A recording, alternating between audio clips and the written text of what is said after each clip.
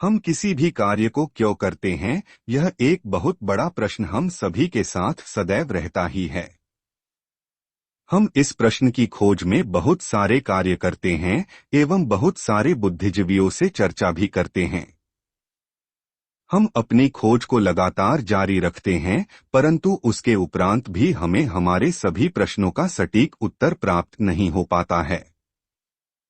हमारी यह यात्रा हमें हमारे भीतर छिपे हुए क्यों तक लेकर जाएगा एवं उसके हल का सही मार्ग भी प्रशस्त करेगा। तो आइए यात्रा प्रारंभ करते हैं। अध्याय 3, क्यों को खोजना। किसी भी कार्य को करने से पूर्व यह जानना आवश्यक होता है कि हम उसे क्यों करना चाहते हैं। अब यह तो सभी जानते ही हैं कि हमारे जीवन में हमारी आजीविका महत्वपूर्ण कार्य करती है। चाहे हम एक कर्मचारी के रूप में कार्य कर रहे हों, ग्रामीण किसान हो, उद्योगपति हो, या किसी भी क्षेत्र में अपनी सेवाएं क्यों न प्रदान कर रहे हों, हमारा प्रारंभिक उद्देश्य धन की प्राप्ति एवं मूलभूत आवश्यकताओं की आपूर्ति करना ही होता है।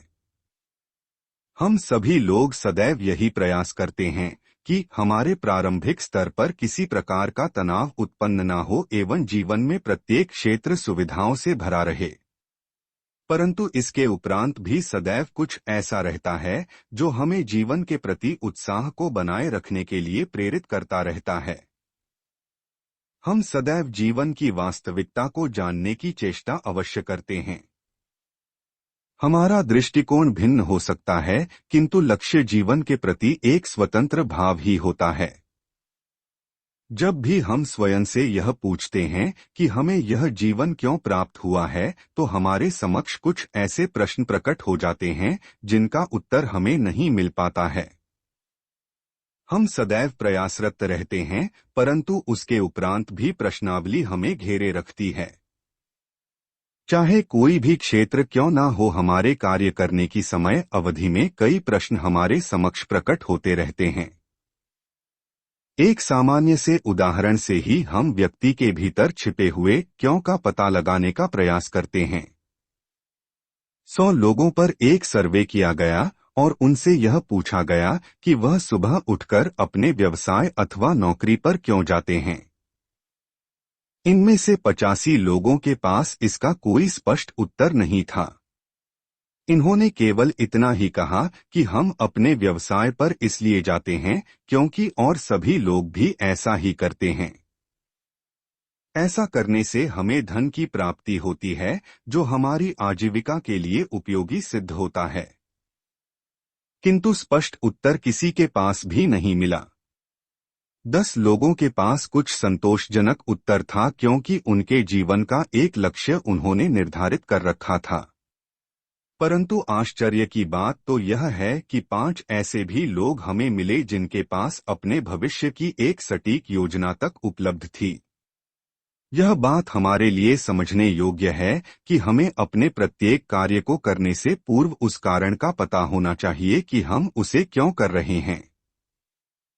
कुछ बुद्धिजीवी इस पर अपना यह तर्क देते हैं कि अपने सपनों को पूरा करने के लिए हमें विशेष कार्य करने की आवश्यकता होती है जो पारंपरिक व्यवसाय अथवा कर्मचारी रूपी सेवा से संभव नहीं हो सकता। यदि उन लोगों से यह पूछा जाए कि क्या उनके सपने उनके किए गए कार्यों के द्वारा पूरे हो चुके हैं, तो वह भी अपना उत्तर स्पष्ट रूप से ही प्रकट करेंगे। यह बात पूर्ण रूप से सत्य है कि पारंपरिक कार्यशैली किसी भी आधार पर व्यक्ति के सपनों को पूरा करने में सक्षम नहीं होती है। किंतु यह भी सत्य है कि लोगों को अपने सपनों का ही यथार्थवादी ज्ञान नहीं है। जब हम नेटवर्क मार्केटिंग के माध्यम से लोगों का सपनों के साथ जुड़ाव करने का प्रयत्न करते हैं, तो हम उन्हें मूल रूप से भौतिकवादिता की ओर ही ढकेलते हैं। बड़ा घर, बड़ी गाड़ी, विश्व भ्रमण, बच्चों की उच्च शिक्षा आदि आदि। यदि हम अर्थशास्त्र के दृष्टिकोण से देखें तो इनमें से किसी को भी हम सरलता से प्राप्त कर सकते हैं, उसके लिए केवल एक सही आर्थिक योजना की आवश्यकता चाहिए। जिस प्रकार एक गधे का स्वामी उसकी आंखों के ठीक सामने गाजर लटका देता है और जिसकी सहायता से वह गधे से भरपूर काम ले लेता है। ठीक उसी प्रकार सपनों की आड़ में अनगिनत लोगों का जीवन भ्रमित कर दिया जाता है। प्रत्येक के जीवन में जो भी वस्तु उपलब्ध नहीं होती है, उसकी इच्छा उसके परिवार के सदस्यों में सदैव बनी रहती है। कहा जाता है कि जीवन को प्रगतिशील बनाने के लिए सदैव मन में आस बनी रहनी चाहिए, किंतु इस आस रूपी ऊर्जा को हमें गलत हाथों में कदापि नहीं सौंपना है।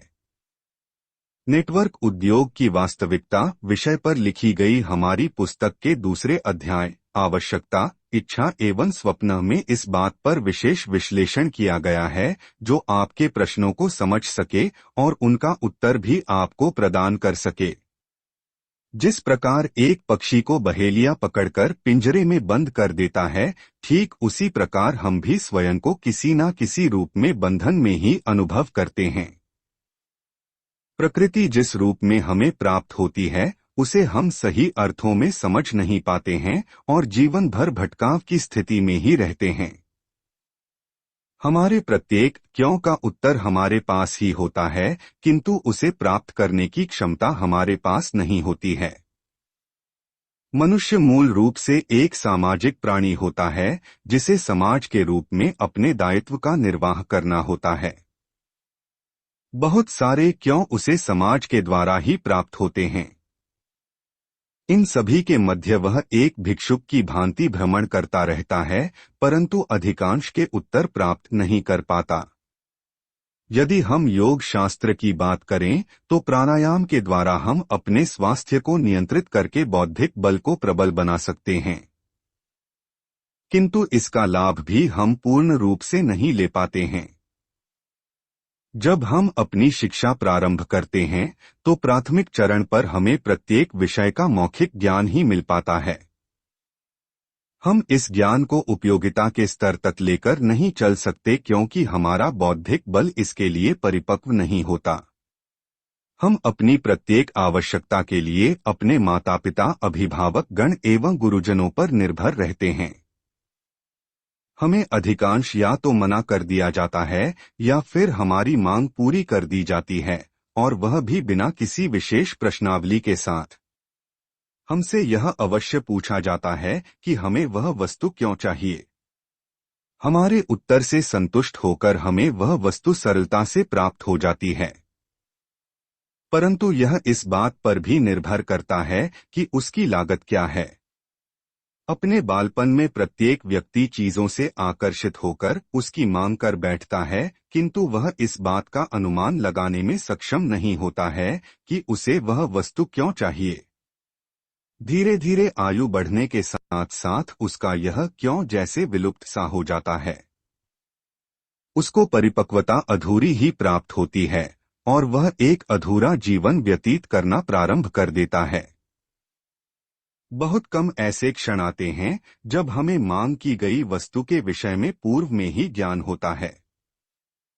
इसका एक बहुत सरल उदाहरण हमारी भोजन सामग्री के रूप में हमें दिखता है। हम बाजार से भोजन के रूप में जिन भी खाद्य पदार्थों को खरीदते हैं, उनमें से अधिकांश हम अपने स्वाद एवं रुचि के अनुसार ही देखते हैं। पौष्टिक आहार हमारे जीवन के लिए किस प्रकार कार्य कर सकता है, हमें इसका ज्ञान ही नहीं होता।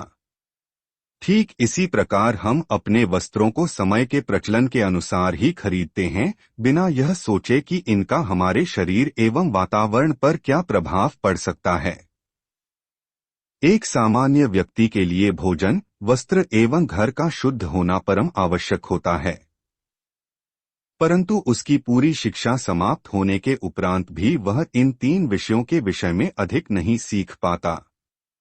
ऐसा नहीं है कि उसकी शिक्षा में इन विषयों को सम्मिलित नहीं किया जाता। वास्तव में शिक्षा को जिस रूप में उसके समक्ष परोसा जाता है, उसमें केवल यही बल दिया जाता है कि वह ठीक से पढ़े और भविष्य के लिए स्वयं को तैयार करे। वर्तमान समय में अंक ही विशेष रूप से आकर्षण का केंद्र बनते हैं।